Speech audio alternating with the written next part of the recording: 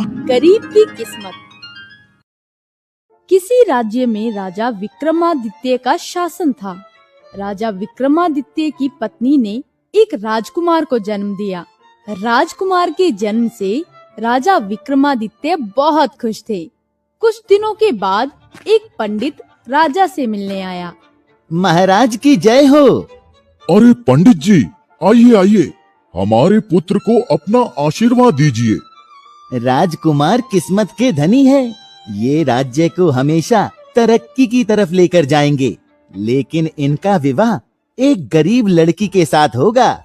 नहीं, हमारे पुत्र का विवाह किसी गरीब लड़की के साथ नहीं, बल्कि एक राजकुमारी के साथ होगा।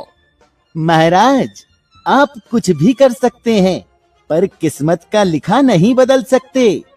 पंडित जी, आप तो बहुत ज्ञानी हैं, तो क्या आप हमें ये बता सकते हैं कि इस वक्त वो लड़की कहाँ होगी? राजा के पूछने पर पंडित जी अपने झोले में से एक किताब निकालते हैं और कुछ मंत्र पढ़ते हुए किताब को राजा के सामने रख देते हैं, जिसके बाद उस किताब के अंदर एक छोटी बच्ची की तस्वीर दिखने लगती है। ये वही लड़की है जिसकी शादी राजकुमार के साथ होगी, और इस वक्त ये आपके राज्य से कुछ दूरी पर बने एक छोटे गांव में है। पंडित की बात राजा विक्रमादित्य पर इतना ज्यादा प्रभाव डालती है कि वो राजकुमार का किसी भी आम इंसान से मिलना बंद करवा देते हैं और ज्यादातर उन्हें महल के अंदर ही रहने को बोलते हैं। इसी तरह साल दर साल बीत जाते हैं और राजकुमार एक युवा लड़के बन जाते हैं, लेकिन अभी भी राजा उन्हें महल से बाहर नहीं जाने देते। पिताजी, आप हमें कभी इस महल से बाहर क्यों नहीं जाने देते? बचपन से महल की इन 4 दीवारों के बीच रहते हुए हमारा दम घुटने लगा है। राजकुमार, हम जो भी कह रहे हैं वो आपकी भलाई के लिए ही कह रहे हैं। अपने पिताजी की बात मानकर राजकुमार चुपचाप अपने कमरे में चले जाते हैं और अगले दिन से महल में राजा के 50वें जन्मदिन के जश्न की तैयारियां शुरू हो जाती हैं, जिसके काम के लिए राज्य और राज्य के पास वाले गांव में से कुछ लोगों को महल में बुलाया जाता है। उन्हीं लोगों के बीच अनुराधा भी काम करने के लिए महल में आती है। कुछ दिनों के बाद हमारे पिताजी का 50वां जन्मदिन है, जिसकी तैयारियों के लिए आप सभी को यहाँ बुलाया गया है।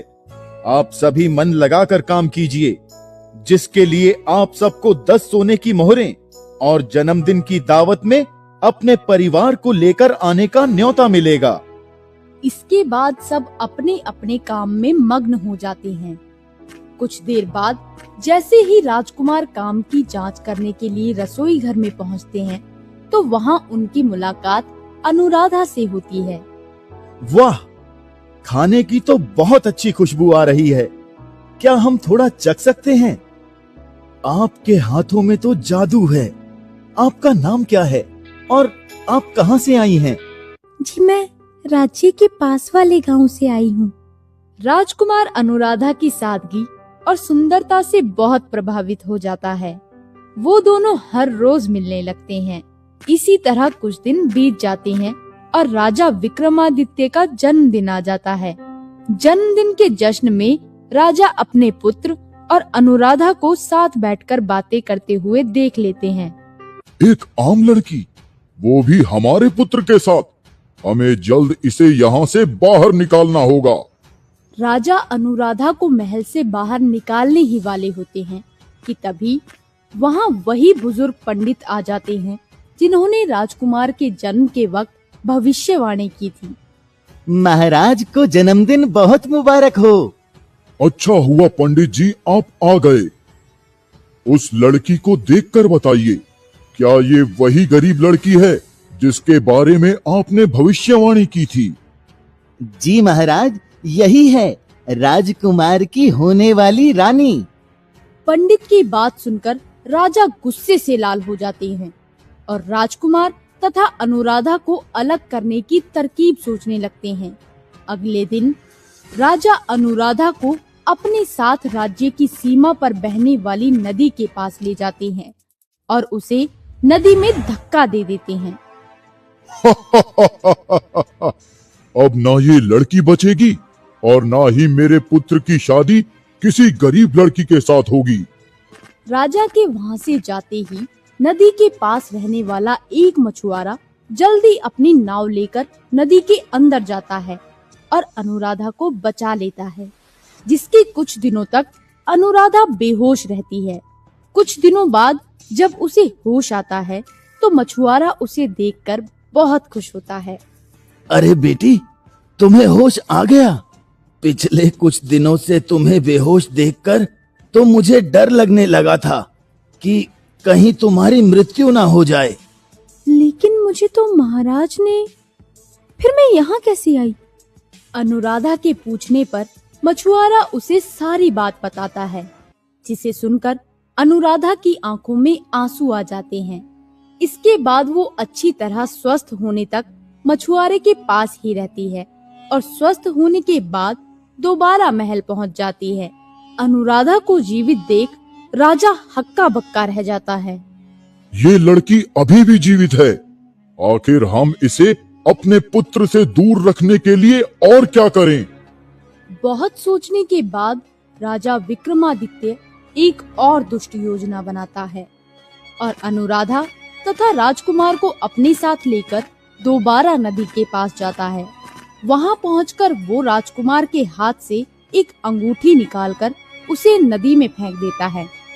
अगर आप दोनों का प्रेम इतना ही सच्चा है और तुम हमारे पुत्र से विवाह करना चाहती हो तो जाओ और राजकुमार की अंगूठी लेकर आओ।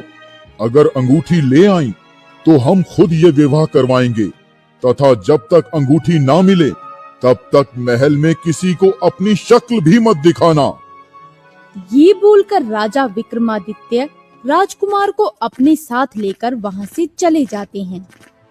इतनी बड़ी नदी में वो अंगूठे मिलना तो एकदम नामुमकिन है और इस बार महाराज ऐसा काम कर गए हैं कि दोबारा उन्हें राजकुमार और मुझे अलग करने के लिए कोई मेहनत नहीं करनी पड़ेगी। इसके बाद अनुराधा उस अंगूठी की मिलने की उम्मीद में वहीं मछुआरे के पास रहने लगती है। समय बीतता रहता है और धीरे धीरे राजकुमार तथा अनुराधा अपनी सभी उम्मीदें हारने लगते हैं। एक दिन मछुआरा नदी में से बहुत सारी मछलियां पकड़ कर लाता है और उन्हें बाजार में बेचने जा रहा होता है। बाबा, क्या मैं इनमें से एक मछली रख लूं? आज मछली खाने का बहुत मन कर रहा है। जरूर बेटी, जरूर। सब तुम्हारा ही तो है, जो अच्छी लगे रख लो। अनुराधा मछलियों के ढेर में से एक मछली निकालती है और जैसे ही वो उसे साफ करने के लिए काटती है तो उसे मछली के पेट में कुछ चमकता हुआ नजर आता है। असमंजस में वो जैसे ही उस चमकती चीज को हाथ में लेती है तो खुशी से नाचने लगती है। राजकुमार की अंगूठी मुझे मिल गई, मुझे मिल गई। खुशी में अनुराधा जल्दी महल पहुंचती है और सीधा राजा विक्रमादित्य के पास जाकर उन्हें वो अंगूठी दिखाती है। अनुराधा के पास वो अंगूठी देखकर राजा एकदम हक्का बक्का रह जाता है और हार मानते हुए अनुराधा तथा राजकुमार की शादी करवा देता है, जिसके बाद वो हमेशा एक साथ बहुत खुश रहने लगते हैं। तो दोस्तों, इस कहानी से हमें ये शिक्षा मिलती है कि हमें किस्मत के आगे ज्यादा लड़ने की जगह उसके बहाव के साथ खुशी खुशी चलते रहना चाहिए। अगर आपको हमारे वीडियोस पसंद आ रहे हों तो इन्हें लाइक करें, चैनल सब्सक्राइब करें और हमारे कार्टून शो सबसे पहले देखने के लिए बेल आइकन दबाना ना भूलें।